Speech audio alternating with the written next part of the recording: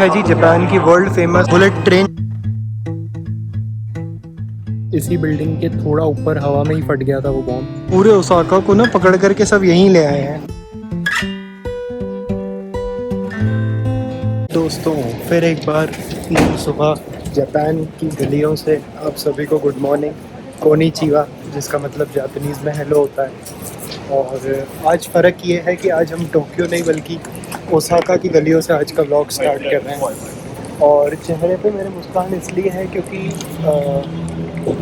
काफ़ी अच्छा सुहावना मौसम है। वैसे तो हर तरफ काले बादल छाए हुए हैं, कुछ लोगों को ये मौसम बल्कि पसंद नहीं होता है, पर मुझे एटलीस्ट धूप और बारिश के बीच का ये जो समय होता है जब आसमान पूरा बादलों से घिरा रहता है, मुझे ये समय काफ़ी पसंद आता है। और अभी अगर बात करूं तो आज का वैसे मेरा प्लान था हिरोशिमा विज़िट करने का, और वैसे प्लान था नहीं कहूँगा, प्लान है, क्योंकि मैं अभी जा रहा हूँ शिन ओसाका स्टेशन और वहीं से यूजुअली बुलेट ट्रेन्स चलती है हिरोशिमा तक के लिए। और bullet train super fast train होने के कारण हिरोशिमा, जो लगभग 400 किलोमीटर दूर है ओसाका से, आप मात्र 2 घंटे में पहुंच जाते हो। फ़िलहाल इसलिए कह रहा हूँ कि पक्का नहीं है मेरा प्लान पूरा हो पाएगा कि नहीं, क्योंकि आज भी तूफ़ान की जो वार्निंग्स आई हुई है उसके चलते ओसाका से हिरोशिमा तक चलने वाली ट्रेन आज पूरी तरीके से बंद नहीं है, पर पार्शियली, मतलब यूँ कह सकते हो आप कि अगर हर 1 घंटे में 3 ट्रेन चलती है तो आज सिर्फ 2 या 1 ही चलेगी। तो वही समझने जा रहा हूँ कि क्या कुछ सिस्टम है। फ़िलहाल बता दूँ, ये है सबवे के एंट्रेंस। सबवे के एंट्रेंस तक पहुँच चुका हूँ, अंदर चलते हैं मेट्रो स्टेशन के। तो जी इसी के साथ शुरू करते हैं आज का व्लॉग। आप सभी का स्वागत है। अगर आप इस जापान सीरीज़ में पहली बार आए हो, चैनल पर पहली बार आए हो, तो चैनल को सब्सक्राइब किए बिना कहीं मत जाना। इसी टाइप का क्वालिटी कंटेंट, ट्रैवल कंटेंट मैं आपको इस चैनल पे अलग अलग कंट्रीज़ के अलग अलग शहरों का ला करके दिखाता रहता हूँ। वीडियो को लाइक ज़रूर से कर देना, कमेंट बॉक्स में अपना ढेर सारा प्यार ज़रूर छोड़ के जाना, और वीडियो को लाइक कर देना। और अपने उन दोस्तों या फैमिली मेम्बर्स के साथ जिनके साथ आप जापान आने की सोच रहे हो या आना चाहोगे कभी भविष्य में, उनके साथ इस वीडियो को शेयर ज़रूर से कर देना। फ़िलहाल ये है जी ओसाका का नाम्बा मेट्रो स्टेशन, और हम यहाँ से लेंगे यहाँ की रेड लाइन, जो हमें पहुँचाएगी सीधा शिन ओसाका, जो कि बहुत बड़ा स्टेशन है जहाँ से काफ़ी सारी बुलेट ट्रेन्स वगैरह ऑपरेट होती है यहाँ ओसाका में। तो दोस्तों एक बार फिर से पहुँच चुके हैं उसी जगह जहाँ से हमने कल ओसाका में एंट्री ली थी। मैं बात कर रहा हूँ शिन ओसाका स्टेशन की। शिन ओसाका पे फ़िलहाल मैं खड़ा हूँ। मेरे पीछे ये जो आप देख पा रहे हो, ये है जी जापान की world famous super safe, super comfortable, super convenient, बिल्कुल टाइम टू टाइम चलने वाली बुलेट ट्रेन, जिसे हम लोग आम भाषा में कहते हैं। यहाँ की भाषा में इसे शिनकानसेन कहा जाता है। और इसके इस नुकीले शेप के कारण, जो इसका आगे से ये नुकीले टाइप का शेप है, इसी के कारण इसका नाम बुलेट ट्रेन है, क्योंकि ये बंदूक की गोली की तरफ पहनी आगे से होती है।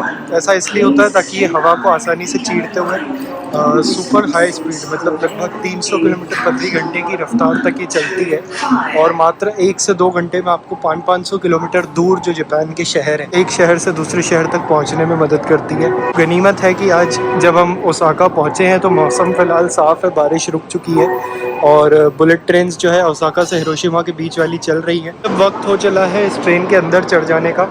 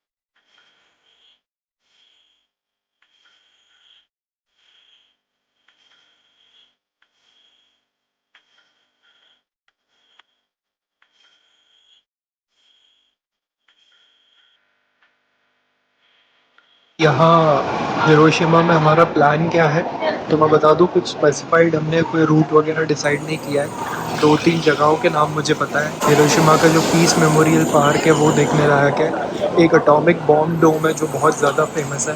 इसके अलावा यहाँ नज़दीक में ही एक बहुत फेमस आइलैंड है जिसका नाम है मियाजिमा आइलैंड। उस आइलैंड पर जो जापानीज श्राइन है वो वहाँ पे लोकेटेड है। वो बहुत फेमस है, बहुत पिक्चर्स की लोकेशन है और वहाँ का लैंडस्केप बहुत फेमस है। मेनली ये 2-3 जगहें देखने के लिए आज हम हिरोशिमा आए हैं। लगभग 4 से 5 घंटे का ट्रैवलिंग करेंगे आज इस शहर में और फिर वापस आ जाएंगे इसी स्टेशन पे, पकड़ेंगे ट्रेन ओसाका के लिए। फ़िलहाल अगर शिनकानसेन एक्सपीरियंस की बात करूँ तो बहुत बेहतरीन था। बिल्कुल ऐसा महसूस ही नहीं होता है कि आप 300 किलोमीटर प्रति घंटे की रफ्तार से चल रही ट्रेन में बैठे हो। पानी जो अगर आप अपने सामने पानी भर करके रख लोगे, ड्रिंक्स ग्लास भर करके रख लोगे तो वो भी बहुत ज़्यादा हिलता नहीं है, बहुत ज़्यादा स्टेबल रहती है ट्रेन। तो जी फ़िलहाल आ चुका हूँ मैं हिरोशिमा की ये मेट्रो स्टेशन आप कह सकते हो इसको, और अभी हम पहले जा रहे हैं मियाजिमा आइलैंड। मियाजिमा आइलैंड में बहुत ही फेमस एक श्राइन मौजूद है जिसका तोरी गेट, जो मैं आपको अभी दिखाने वाला हूँ, वर्ल्ड फेमस है। दुनिया भर से लोग हिरोशिमा स्पेशली उस टोरी गेट के साथ फ़ोटो खिंचवाने और वहाँ की शांति को अनुभव करने आता है। पहले हम उधर विज़िट कर रहे हैं क्योंकि मेरे हिसाब से बढ़िया सी धूप खिली हुई है, तो अभी शायद वो टोरी गेट का नज़ारा और भी ज़्यादा सुंदर होगा। फिर हम वापस आते हुए हिरोशिमा का जो पीस मेमोरियल पार्क और पीस म्यूज़ियम है वो सब विज़िट करेंगे। तो मैंने आपको आज के दिन का प्लान बता दिया है। अभी थोड़ी देर पहले हमारे पास आज के दिन का कोई प्लान नहीं था, थोड़ी देर रुक कर के मैंने ये पूरा प्लान बनाया है। तो दोस्तों स्वागत करता हूँ आप सभी का एक बार फिर से। फ़िलहाल पहुँच चुके हैं हिरोशिमा के नज़दीक में मियाजिमा गुची मेट्रो स्टेशन पर। यहाँ से एक फेरी राइड लेंगे हम, क्योंकि हमें जहाँ जाना है वो एक आइलैंड है। अभी हम मेन लैंड पे हैं, तो मेन लैंड से उस आइलैंड तक बहुत छोटी सी 10-15 मिनट की एक फेरी राइड लेनी पड़ती है। तो मैं आपको उस फेरी के भी नज़ारे दिखाता हूँ। फ़िलहाल अगर बात करें तो काफ़ी ज़्यादा छोटा एरिया मुझे ये देखने में लग रहा है। आप मेट्रो स्टेशन के साइज़ को देख के ही अंदाज़ा लगा सकते हो। पीछे देखो जी, एक बहुत ही खूबसूरत छोटा सा 7-Eleven दिख रहा है। 7-Eleven में चलते हैं, जूस वगैरह उठाते हैं, क्योंकि अब अचानक से जो है बिल्कुल ठंडे, मतलब क्योंकि ओसाका और टोक्यो में हम जब पिछले 3 दिनों से घूम रहे थे तो काफ़ी कुछ क्लाउडी वेदर था, बारिश हो रही थी। तो ठंडे मौसम से जब हम धूप में आ गए हैं, फ़िलहाल ड्राई वेदर में आ गए, तो बॉडी को एडजस्ट करने में थोड़ा टाइम लगेगा, इसलिए गला बड़ा सूख रहा है और इसलिए पहले जूस वगैरह पीते हैं और सीधा बोर्ड करते हैं फेरी जो हमें ले जाएगी सीधा मियाजिमा आइलैंड। तो जी यहाँ मियाजिमा आते ही आपको एक बड़ी अजीब सी शांति महसूस होगी। बहुत ही ज़्यादा यहाँ पे सन्नाटा है। आसपास भी आप देख सकते हो, फुटपाथ वगैरह पे कोई इतना ज़्यादा भीड़ नहीं है और काफ़ी सारे मुझे फॉरेन टूरिस्ट दिख रहे हैं यहाँ पे। जापानीज़ लोग तो हैं ही हैं। फ़िलहाल स्टेशन से मेरे ख्याल से महज 2 मिनट की वॉक में ये सामने आप देख पा रहे हो, यही है वो फेरी स्टेशन। फटाफट से हम जाएंगे, अपनी टिकट लेंगे फेरी की, अपनी पास दिखा करके। कुछ टूरिस्ट टैक्स वगैरह आपको देना पड़ता है, लगभग 100 येन यानी कि इंडियन रुपीज़ में 60 रुपये के करीब आपको एक बस टूरिस्ट टैक्स देना पड़ता है, क्योंकि अगर आपने ये पास ली है तो आपको फेरी की टिकट एक्चुअल में फ्री में मिल जाती है। ये देखो जी, जो मैं आपको बता रहा था उसका बोर्ड आ ही गया है कि जो लोग पास यूज़ करेंगे उनको भी पर पर्सन 100 येन देने पड़ेंगे, जो कि टूरिस्ट टैक्स है। हे गाइस, तो फ़िलहाल मैं आप देख पा रहे हो खड़ा हूँ मियाजिमा के फेरी टर्मिनल पे। यहाँ से आपको मिलती है जो फ्री फेरी सीधा मियाजिमा आइलैंड। ये जो सामने आप पहाड़ देख पा रहे हो ये पूरा मियाजिमा आइलैंड्स है।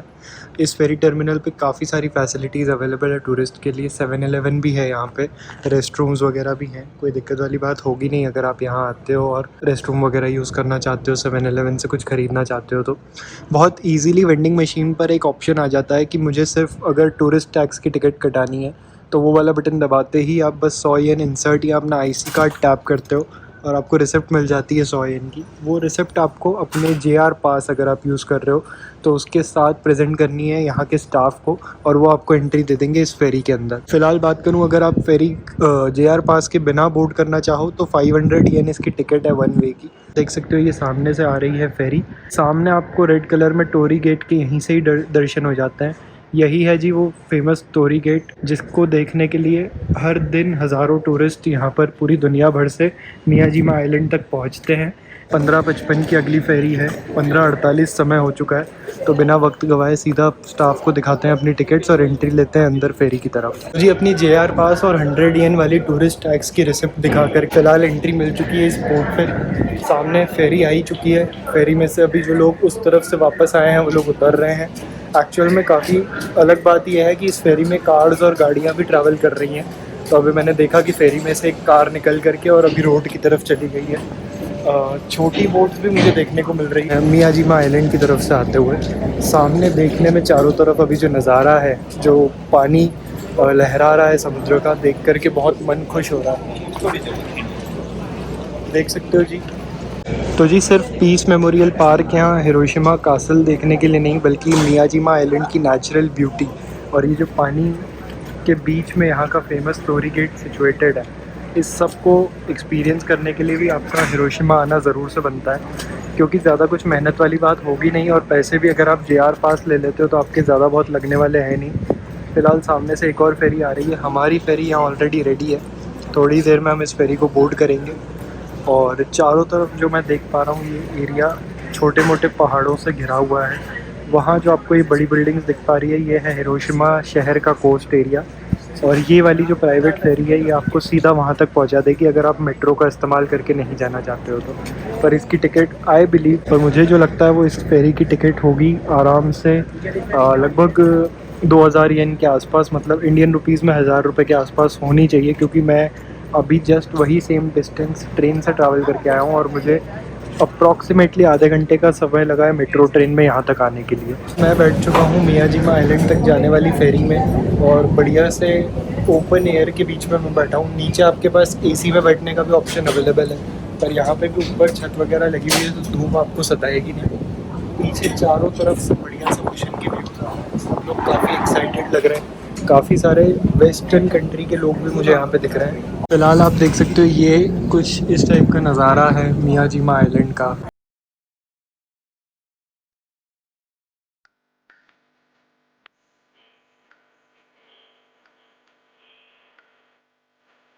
तो जी फिलहाल बढ़िया खिलखिलाती हुई धूप से ठंडी ठंडी ओशन वाली सी ब्रीज के बीच में एंट्री हो चुकी है हमारी मियाजीमा नेशनल पार्क में। ये जो है एक नेचुरल पार्क काइंड ऑफ है। काफ़ी ज़्यादा ग्रीनरी है यहाँ पे। काफ़ी ज़्यादा आपको डियर्स वगैरह यहाँ पे देखने को मिल जाएंगे। हालांकि कल हम जब नारा जाएंगे तो नारा में भी डियर पार्क वगैरह काफ़ी फेमस है। फ़िलहाल आपको दिखाता हूँ कुछ नज़ारे यहाँ मियाजीमा नेशनल पार्क के, और फिर चलते हैं टोरी गेट की तरफ वॉक करके। और तो जी फेरी से उतरते से ही और गेट पार करते से ही आपको ये दिख जाता है सामने लॉसन का ये स्टोर। ये स्टोर काफ़ी ज़्यादा फेमस है टूरिस्ट के बीच में, इसलिए क्योंकि लॉसन का जो जनरली कलर स्कीम होता है जो स्टोर का, ये उसके अकॉर्डिंग नहीं बना हुआ है। ये यहाँ मियाजीमा की जो बाकी पूरा आर्किटेक्चर है उसका जो कलर स्कीम है वो थोड़ा बहुत ब्राउन और वाइट के बीच में है। तो ये इन्होंने अपने स्टोर को उसके अकॉर्डिंगली कह सकते हो आपकी ढाल रखा है इसकी। ये लो जी, मियाजीमा में आते से ही आपको ऐसे कई 100 हिरण जो होते हैं, डियर्स जिन्हें हम लोग कहते हैं, ये आपको ऐसे ही घूमते हुए दिख जाएंगे। तो जी इंडिया में वृंदावन के बंदरों का आतंक तो आप सबको पता ही है। फ़िलहाल जापान में मैं हूँ मियाजीमा आइलैंड पे, और यहाँ पर ये जो आपको पीछे प्यारे प्यारे से डियर्स दिख रहे हैं, ऐसे डियर आपको ये पूरे आइलैंड पर हज़ारों की संख्या में देखने को मिल जाएंगे। इन डियर्स को आप कुछ भी खिला पिला सकते हो। जो इनके लिए प्रॉपर यहाँ पे बिस्किट्स वगैरह अवेलेबल हैं वो आप ख़रीद के इनको खिला सकते हो। पर एक जो मैंने अभी बहुत ही फ़नी अनाउंसमेंट सुनी यहाँ पे, वो ये कि इन डियर से अपनी पर्सनल बिलोंगिंग, चश्मे वगैरह और जो टिकट्स वगैरह होती है वो दूर रखना, क्योंकि ये भी वृंदावन के बंदरों की तरह ही बिल्कुल बदमाश है। ये यहाँ पे लोगों की टिकट चबा जाता है और फिर लोग जो है वापस जाने के लिए सोचते रह जाते हैं कि अब टिकट के बिना वापस घर कैसे जाया जाए, जहाँ से भी वो आए हैं। जनरली लोग यहाँ ओसाका से दिन में ट्रैवल करते हैं जैसे हमने किया है, तो फिर वो लोग यहाँ पे फंस जाते हैं और फिर उन्हें काफ़ी ज़्यादा प्रॉब्लम होती है।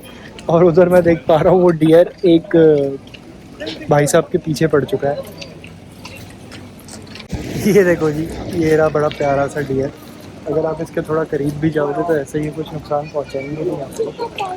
बड़े आराम से ये लोग सूंघते हैं, और अगर इनको पसंद आ गई आपके हाथ में जो चीज़ है उसकी स्मेल, तो फिर ये आपको शायद ही वो चीज़ वापस ले जाने देंगे। एक बार मैं आपको अच्छे से इस जगह के व्यूज़ दिखाता हूँ। ये देखो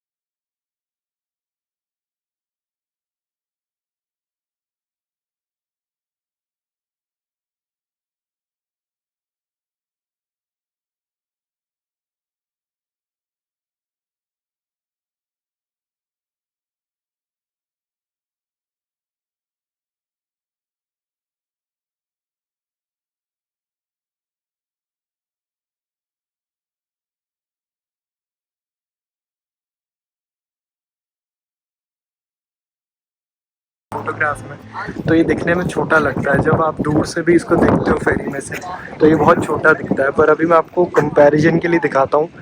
ये जो भाई साहब हैं ये फ़िलहाल टोरी गेट से अब भी काफ़ी दूर खड़े हैं, पर इनके कंपैरिजन में आप इस गेट की साइज़ को देखो। तो दोस्तों फ़िलहाल मैं टोरी गेट से आगे बढ़ते हुए उस श्राइन की तरफ आ गया हूँ जिस श्राइन ने ये टोरी गेट को मेनली सेटअप किया है। क्योंकि ये जो टोरी गेट होते हैं ये एक तरीके से जापान में जो इनका कल्चर है उस हिसाब से, जैसे हमारे यहाँ कैसे मंदिर के बाहर एक तरह से डेकोरेटिव गेट वगैरह बनाते हैं, उस हिसाब से ये लोग बनाते हैं इन गेट्स को। और फ़िलहाल मेरे पीछे ये जो आप पूरा एरिया देख पा रहे हो ये है वो श्राइन जिसने ये वाले फेमस टोरी गेट को सेटअप किया था। ये टोरी गेट हालांकि इतना ज़्यादा फेमस इसलिए हो गया क्योंकि ये पूरी तरीके से पानी में डूबा हुआ था, और इस टाइप का टोरी गेट फ़िलहाल जापान में शायद ही कोई दूसरा हो। तो जी फ़िलहाल मैं यहाँ पे देख पा रहा हूँ, तो यहाँ पे इन्होंने श्राइन के जस्ट बाहर एक सफ़ेद घोड़े की प्रतिमा लगा रखी है, और मुझे फ़िलहाल ये नहीं पता कि इन्होंने क्यों लगा रखी है, शायद इसका कुछ रिलीजियस सिग्निफिकेंस होगा इनके यहाँ पे। तो दोस्तों फ़िलहाल श्राइन की अगर अंदर आपको एंटर करना है तो यहाँ पे लगभग 300 येन की टिकट है इस श्राइन के अंदर एंटर करने के लिए। इंडियन रुपीज़ में अगर बात करूँ तो लगभग 200 रुपये के आसपास हो जाता है ये। फ़िलहाल मैं अंदर एंटर नहीं कर रहा हूँ, कारण इतना सा है कि अभी शाम के 5 ऑलरेडी बज चुके हैं और मुझे अभी हिरोशिमा का जो मेन पीस मेमोरियल पार्क वगैरह है वो भी कवर करना है, इसलिए हम वापस निकल चलते हैं अभी हिरोशिमा की तरफ। टोरी गेट का एक्सपीरियंस अगर बात करूँ कैसा रहा, बहुत बढ़िया रहा। हालांकि अगर थोड़ा बहुत सन की पोजीशन अलग होती और हाई टाइड होती तो ज़्यादा मज़ा आता, क्योंकि फ़ोटोज़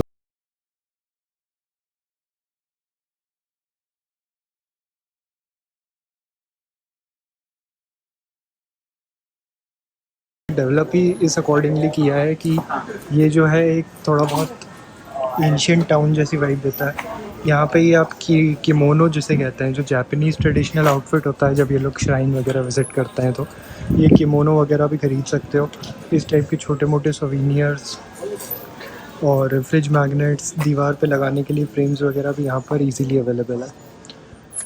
फॉर एग्ज़ाम्पल अगर मैं बात करूँ इसकी, जो मुझे देखने में अच्छा लग रहा है, तो ये यहाँ पे 850 येन में अवेलेबल है। इंडियन करेंसी में बात करें तो लगभग 500 रुपये हो गया। फ़िलहाल टोरी गेट से दोस्तों वापस जा रहा हूँ मियाजिमा फेरी टर्मिनल की तरफ, और सामने से मुझे फेरी आते हुए नज़र आ रही है, तो थोड़ा कोशिश करता हूँ कि जल्दी जल्दी जा कर के इसी फेरी को बोर्ड करने का मौका मिल जाए, वरना हमें जब तक अगली फेरी आती है कम से कम 20 से 25 मिनट का वेटिंग करना पड़ जाएगा, क्योंकि एक ही फेरी जो है वो इस आइलैंड्स के बीच में, एटलीस्ट जो JR वाले चला रहे हैं उनके पास एक ही फेरी है, वो ही पहले यहाँ से टूरिस्ट को उधर ले जाती है और फिर वहाँ से वापस लाती है। और जब मैं यहाँ उतरा था तो मैंने नोटिस किया था कि वापस जाने वालों के लिए लाइन लग रही थी, क्योंकि इस समय ऐसा टाइम हो चुका है कि सब लोग हिरोशिमा और वापस ओसाका जाने की सोच रहे होंगे, तो काफ़ी ज़्यादा लाइन लग रही थी लोगों की, तो इसलिए फटाफट से चलते हैं फेरी टर्मिनल।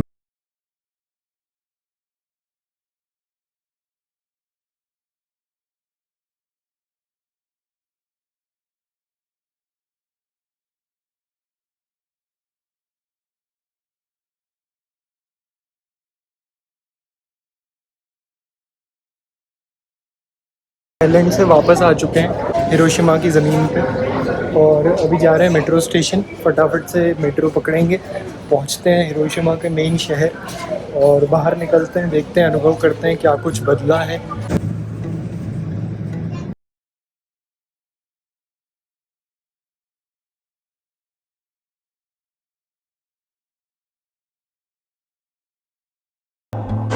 तो जी यहाँ हिरोशिमा में कुछ एस्ट्रम लाइन करके चलती है, और फ़िलहाल गूगल के अकॉर्डिंग यही लाइन है जो मुझे ले जाएगी हिरोशिमा के world famous peace memorial park की तरफ। मैं अभी तक भी समझ नहीं पाया हूँ ये बस है, ट्रैम है, ट्रेन है, सबवे है, क्या है। तो जैसे ये गाड़ी आती है एस्ट्रम लाइन की तो ही पता पड़ जाएगा देख करके कि आखिर ये क्या चीज़ है। इसमें भी इन्होंने स्टेशन बनाया हुआ है। अभी हम जा रहे हैं एस्ट्रम लाइन की शिन हाकुशिमा स्टेशन। बता दूं कि मैं मेट्रो में भी जिस स्टेशन पर उतरा हूँ उसका नाम भी शिन हाकुशिमा ही था, और ये एस्ट्रम लाइन के भी जिस स्टेशन पर हम जा रहे हैं इसका नाम भी शिन हाकुशिमा ही है। थोड़ा बहुत एंट्री वगैरह का सिस्टम तो मुझे देखने में मेट्रो जैसा ही लग रहा है। ट्राई करते हैं क्या हमारा IC कार्ड यहाँ पर काम करेगा या नहीं, होपफुली करना चाहिए। तो जी फ़िलहाल IC कार्ड को ही टैप करके हम पहुँच चुके हैं अपने एस्ट्रम लाइन के होंडोरी स्टेशन तक जाने के लिए प्लेटफॉर्म पे। और फ़िलहाल जिस स्टेशन से हम इस एस्ट्रम लाइन पे चढ़ने वाले हैं इसका नाम है शिन हाकुशिमा। देखते हैं क्या है ये एस्ट्रम लाइन। मेरे ख्याल से ये सबवे वगैरह होने वाला है कुछ, क्योंकि हम थोड़ा बहुत अंडरग्राउंड आ चुके हैं फ़िलहाल।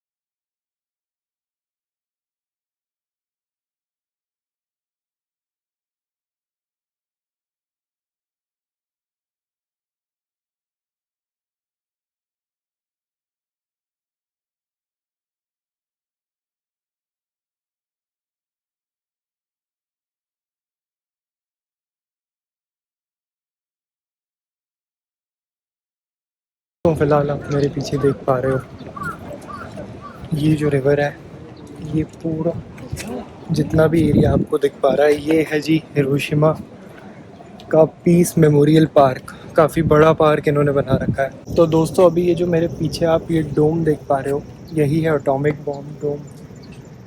जब अमेरिका ने लिटिल बॉय नाम का जो न्यूक्लियर बॉम्ब वर्ल्ड वॉर 2 के दौरान हिरोशिमा पे गिराया था, तो वो इसी बिल्डिंग के थोड़ा ऊपर हवा में ही फट गया था वो बॉम्ब। और इस बिल्डिंग ने उस बॉम्ब के अटैक को तो झेला ही झेला, और आज उस बॉम्ब के अटैक को हुए करीब करीब 80 साल हो चुके हैं। और तब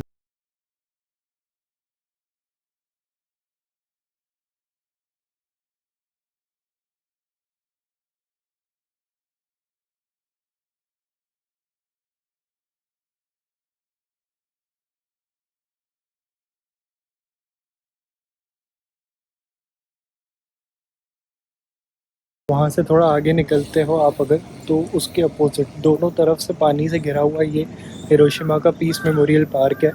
यहाँ इन्होंने एक गार्डन सा बनाया हुआ है, बहुत अच्छे से डेवलप किया हुआ है। और ये गार्डन में लगे हुए जितने भी पेड़ पौधे और मेमोरियल्स इन्होंने बनाए हुए हैं एक तरीके से। फॉर एग्जांपल ये मेरे पीछे आप देख पा रहे हो, ये बेल ऑफ पीस है। तो ये जो है इन्होंने उन लोगों की याद में और उन लोगों की शांति की प्रार्थना करते हुए बनाया है जिन्होंने इस दर्दनाक ब्लास्ट में अपनों को खोया, जिन लोगों की इस दर्दनाक ब्लास्ट में जान चली गई। फ़िलहाल यहाँ पर काफ़ी सारे टूरिस्ट मुझे देखने को मिल रहे हैं, और इसी तरफ से रास्ता है सीधा आगे पीस मेमोरियल म्यूज़ियम का। तो सीधा चलते हैं उस तरफ। तो जी ये जो आप मेरे सामने देख पा रहे हो, ये है यहाँ का चिल्ड्रंस पीस मॉन्यूमेंट। एक यहाँ पे जापानीज़ लड़की थी जिसकी एज जब ये एटॉमिक बॉम्ब गिराया गया था हिरोशिमा पे तब सिर्फ 2 साल की थी। इवेंचुअली उनकी उस समय डेथ नहीं हुई थी उस बॉम्ब से, पर लगभग 10 साल बाद करीब उनकी बॉडी में एक उस रेडिएशन से बीमारी डेवलप हो गई, जिस कारण से अल्टीमेटली उन्होंने अपनी जान गंवा दी। इसको देखते हुए उनके सब दोस्तों ने मिल कर के कई सारे स्कूल्स और बच्चों से डोनेशंस ले कर के ये मॉन्यूमेंट उनकी याद में और उन हज़ारों बच्चों की याद में कंस्ट्रक्ट करवाया जिन्होंने इस ब्लास्ट के दौरान अपनी जान गंवा दी थी। और इस मॉन्यूमेंट में नीचे यहाँ पर लिखा हुआ है कि इस मॉन्यूमेंट के थ्रू हम सभी प्रार्थना करते हैं धरती पर हमेशा शांति बनी रहे और कभी भी इस प्रकार का कोई भी हादसा फिर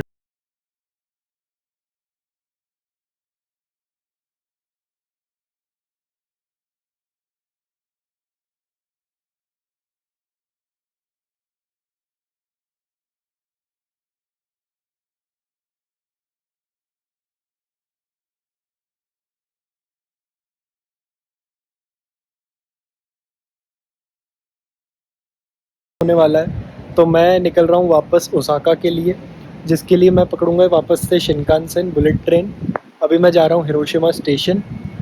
फ़िलहाल जब मैं हिरोशिमा आया था तो मेरे मन में 2 मेन टारगेट्स थे। पहला मैं मियाजिमा का फ्लोटिंग टोरी गेट एक्सपीरियंस करना चाहता था, और दूसरा मैं ये वर्ल्ड पीस मेमोरियल पार्क देखना चाहता था। क्योंकि हम बचपन से पढ़ते आए हैं कि हिरोशिमा कैसे पहला वो शहर बना जहाँ पर एक न्यूक्लियर अटैक हुआ था। पर अब जब मैं यहाँ से निकल रहा हूँ वापस जाने के लिए, तो मैं काफ़ी ज़्यादा इंस्पायर्ड और मोटिवेटेड फील कर रहा हूँ, क्योंकि इतने बड़े सेटबैक के बावजूद किस तरह से इस शहर ने कवर अप किया है, रिकवर किया है, और किस तरह आज इस शहर का इंफ्रास्ट्रक्चर आप देख सकते हो पहले से भी बहुत ज़्यादा बेहतर हो चुका है। यहाँ पर अब मेट्रो, बुलेट ट्रेन, ट्रैम वगैरह बसेस सब कुछ चल रही है। यहाँ के रोड्स अब फिर से बहुत अच्छे हो चुके हैं। यहाँ पर अब फिर से बड़ी बड़ी हाई राइज अपार्टमेंट्स देखने को मिलती है। तो ये जो है हमें सिखाता है, एक जीता जागता एग्जाम्पल है ये हमारे लिए, कि लाइफ में कितनी भी बड़ी मुश्किलें क्यों ना आए, अगर हम मन से काम करते रहें, मेहनत करते रहें, तो हम लाइफ में सक्सेसफुल ज़रूर हो सकते हैं। तो जी फ़िलहाल इसी मोटिवेशन को मन में लिए निकलते हैं हिरोशिमा से। तो जी हिरोशिमा के बुलेट ट्रेन स्टेशन पे खड़ा हूँ फ़िलहाल, और यहाँ की बहुत अच्छी बात ये लगी कि कह सकते हो जो कोच नंबर है वो यहाँ पर आकर के रुकेगा, और यहाँ प्लेटफॉर्म पर ही जस्ट सामने ही मुझे 7-Eleven का बहुत बढ़िया सा स्टोर दिख गया है, छोटा सा प्यारा सा। और ऐसा एक नहीं, हर प्लेटफॉर्म पे है, और दो भी है कहीं कहीं पे।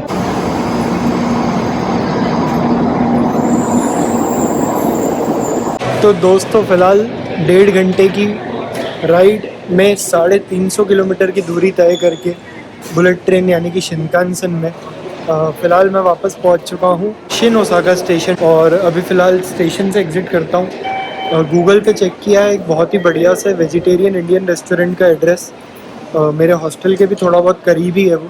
तो इच्छा है कि आज कुछ वेजिटेरियन खाऊं, काफ़ी दिन से चिकन वगैरह खा रहा हूं। मेट्रो पकड़ते हैं, सीधा चलते हैं दोतनबरी इलाके के पास जहां पर वो वेजिटेरियन इंडियन रेस्टोरेंट है। तो दोस्तों शमा रेस्टोरेंट तक तो पहुंच गए थे, पर आज जो है अफसोस शमा ने परवाने से रुख मोड़ लिया है। कहने का मतलब ये है कि रेस्टोरेंट ऑलरेडी बंद हो चुका है। कोई बात नहीं, अभी 2 दिन और है हमारे पास ओसाका में। और अच्छी बात ये है कि मेरे हॉस्टल के 1 किलोमीटर रेडियस में ही है ये रेस्टोरेंट। तो कभी भी लंच डिनर करने ज़रूर से यहाँ पर आऊँगा मैं, क्योंकि अब मैं काफ़ी बोर हो चुका हूँ यहाँ का खाना। एक्चुअल में यहाँ का खाना तो मैंने ज़्यादा खाया भी नहीं है, टू बी ऑनेस्ट। मैंने तो फिर भी सैंडविचेस पिज़्ज़ाज़ वगैरह ही खाए, पर मैं अब उनसे भी जो है थोड़ा बहुत बोर हो चुका हूँ। ओसाका आए हुए अभी मुझे 24 घंटे से ऊपर हो चुके हैं, और यहाँ की एक यही बात मुझे अभी तक समझ में नहीं आ रही है। बाकी के पूरे ओसाका अभी मैं लगभग 1.5 किलोमीटर की वॉक करके आ रहा हूँ। बाकी पूरी ओसाका की आप जितनी भी गलियों से गुजरोगे ऐसा लगेगा जैसे जैसे कहीं पे कर्फ्यू सा लग गया हो। सब कोई बिल्कुल भागने की जल्दी में है, एकदम सन्नाटा सा हो रखा है, गाड़ियाँ कहीं रुक नहीं रही है। और जैसे ही आप ये दोतनबरी, और ख़ास करके ये जो ग्लाइको साइन है ये वाला ब्लू वाला, जिसमें एक आदमी जो है दोनों हाथ बिल्कुल ऊपर करके खड़ा है, खास करके इस साइन के आसपास आओगे और आपको इतनी ज़्यादा मतलब भीड़ देखने को मिलेगी। आपको ऐसा लगेगा जैसे पूरे ओसाका को ना पकड़ करके सब यहीं ले आए हैं। चारों तरफ आप देख सकते हो, और सिर्फ जापानीज़ लोग नहीं भाई, मतलब टूरिस्ट भी आपको यहीं पे ही भरे हुए मिलेंगे, जापानीज़ लोग भी। और आज तो खास करके सैटरडे नाइट है, तो आज तो खास करके कुछ ज़्यादा ही क्राउड है। कल के कंपैरिजन में भी मेरे हिसाब से आज 1.5 गुना क्राउड है। इस वक्त मैं खड़ा हूँ ओसाका के दोतनबरी इलाके में। दोतनबरी इलाका अपनी नाइट लाइफ और स्ट्रीट फूड के लिए बहुत फेमस है। मैं आपको दिखाता हूँ यहाँ के कुछ नज़ारे। जी जैसे हमारे इंडिया में हर शहर में एक एरिया होता है जहाँ आपका खाना बहुत ही फेमस होता है, खास करके जो ठेले का खाना होता है, जो स्ट्रीट फूड होता है वो बहुत फेमस होता है। वैसे ही ओसाका जापान का जो शहर है, वहाँ का ये दोतनबरी इलाका भी यहाँ के स्ट्रीट फूड और नाइट लाइफ के लिए बहुत ज़्यादा मशहूर है। आप यहाँ पे देखोगे कि स्ट्रीट के किनारे दुकानें हैं लाइन से, ये देख सकते हो आप, इस टाइप की छोटी छोटी दुकानें हैं पूरी लाइन से, और वहाँ से लोग खाना ले करके साइड में खड़े होकर के आपको खाते हुए बहुत सारे लोग नज़र आ जाएंगे।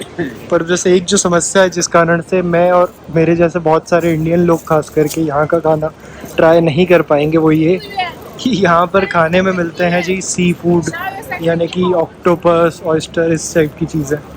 ओसाका का ये दोतनबरी इलाका यहाँ के जो शॉप्स पे बाहर बिल बोर्ड्स लगे रहते हैं ना, इसके लिए भी बड़ा फेमस है। बहुत ही क्रिएटिव तरीके से ये लोग अपनी शॉप के बाहर का एरिया डिज़ाइन करते हैं ताकि कस्टमर्स ज़्यादा से ज़्यादा क्वांटिटी में अट्रैक्ट हो।